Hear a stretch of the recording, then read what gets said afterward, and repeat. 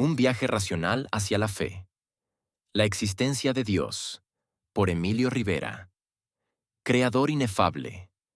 Tú, que eres la verdadera fuente de luz y de sabiduría y el principio supremo, dígnate infundir sobre las tinieblas de mi inteligencia el resplandor de tu claridad, apartando de mí la doble oscuridad en que he nacido, el pecado y la ignorancia. Santo Tomás. Prefacio. ¿Qué es la verdad? Desde pequeño he sido un buscador de la verdad, de aquella verdad que encierra toda la vida y la existencia, consciente de que la verdad no me pertenece, pues no he nacido con ella, ni tampoco se vende, pues no hay quien pueda comprarla. En un mundo lleno de incertidumbres, donde cada uno sigue lo que mejor a su criterio le parezca, donde cada uno busca aquello que le hace sentir bien, independientemente de si es cierto o no, la verdad es la que no muta, ni cambia para ser ayer y hoy ya no más. Asimismo, no es subjetiva, pues no depende del sujeto, no está condicionada, pues no depende de nada contingente. Para empezar, a muy temprana edad me hice preguntas que todos nos hacemos alguna vez en la vida. ¿Por qué existo? ¿Por qué me veo así y no de otra forma? ¿Por qué soy hombre y no bestia o vegetal? ¿Por qué nací donde nací y no en otro país? Inclusive, ¿por qué hay países? ¿Por qué estoy vivo y por qué he de morir?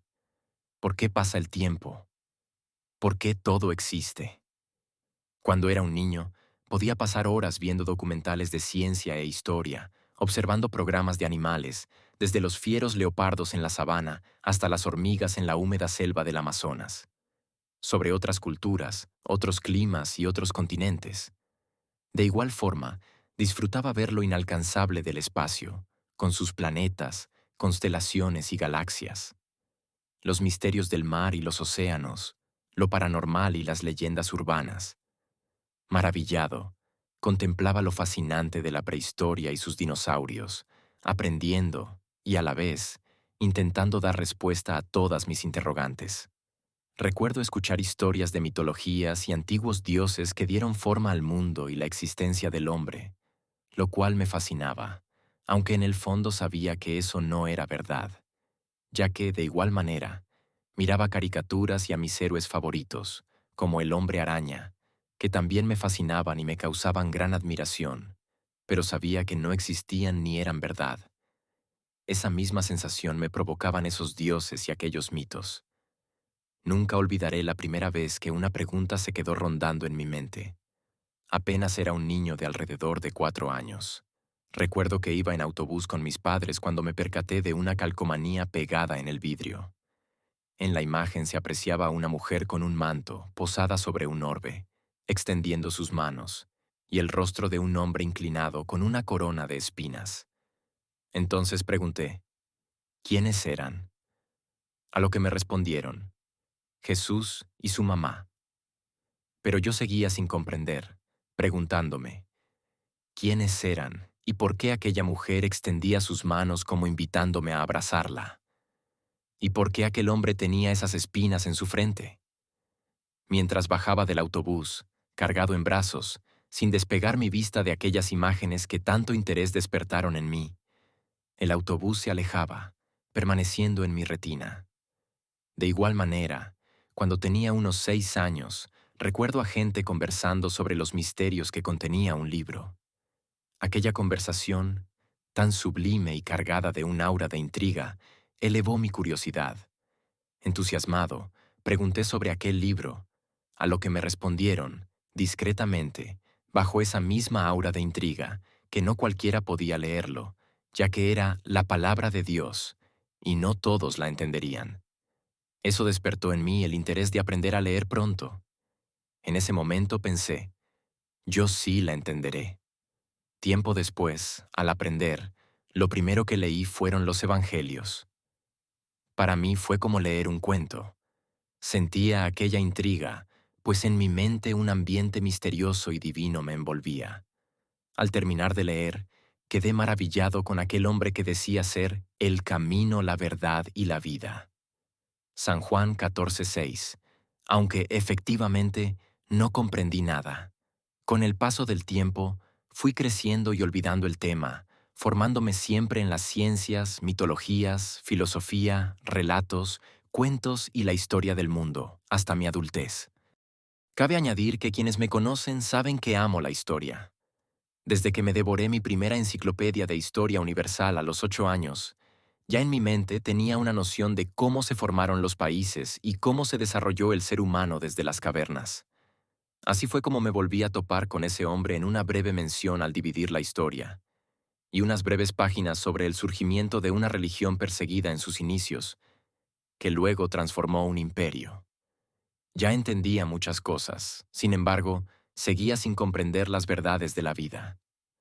Durante mi época de liceo, aún en mis despreocupaciones de adolescente y en mi falta de atención en clases, conocí la filosofía que estudiaban esos hombres tan sabios del mundo antiguo. Así que, ellos debían saber la verdad. Fue lo que ingenuamente pensé. Comencé profundizando en la cultura griega y romana, en sus mitos y filósofos, como Platón, Sócrates, Pitágoras, entre otros. Conocí el periodo clásico y cómo el hombre alzaba la razón. Admiré eso, pero no hallé respuestas, sino solamente más y más preguntas. En mi época de estudiante comencé a estudiar otras religiones, budismo, hinduismo, islam, pero solo hallé falacias y verdades subjetivas, basadas en el bienestar propio, sin ningún fundamento real. Nada comprobable ni razonable. Todo ilusorio. En ese tiempo me cuestioné todo, así que estudié los argumentos del ateísmo. Sin embargo, no me convencieron, ya que, aunque suene arrogante, todo era falacias lógicas, o resentimientos por malas experiencias, o el dilema filosófico del problema de la existencia del mal, cosa que ya tenía resuelta, o la Inquisición, o las Cruzadas, quienes en su mayoría eran excreyentes, evidentemente resentidos, y para mí, el emocionalismo no es un argumento. Además, había estudiado aquellos temas históricos, y la verdad no es como los ateos la relatan. Por otra parte, como ya mencioné, los argumentos eran ilógicos, hacían mal uso de datos científicos o razonaban incorrectamente los argumentos filosóficos. En medio de esa incertidumbre, me llamó profundamente la atención que, a diferencia del resto de religiones del mundo, donde un ángel trae una revelación, o donde un hombre fue iluminado, o alguien tuvo un sueño, o donde abandonan la lógica para seguir interpretaciones oníricas o creencias supersticiosas como energías no cuantificables, reencarnación, horóscopos, etc., y un conocimiento sin base más que la sugestión, el cristianismo pretende basarse en un acontecimiento histórico real, auténtico, y con pruebas historiográficas y arqueológicas. Por supuesto, tenía su grado de cosas fantasiosas para mí. Y me refiero a los milagros, aquellos hechos no explicables por las leyes naturales y que se atribuyen a una intervención sobrenatural de origen divino. Pero, en su propio contexto, era lógico, porque justamente eso es la definición de milagro. Aquella forma de fe era filosóficamente viable y científicamente defendible. No pretendía seducir con doctrinas basadas en el bienestar. Al contrario, confrontaba mis errores, no me endulzaba el oído, a diferencia de otras religiones.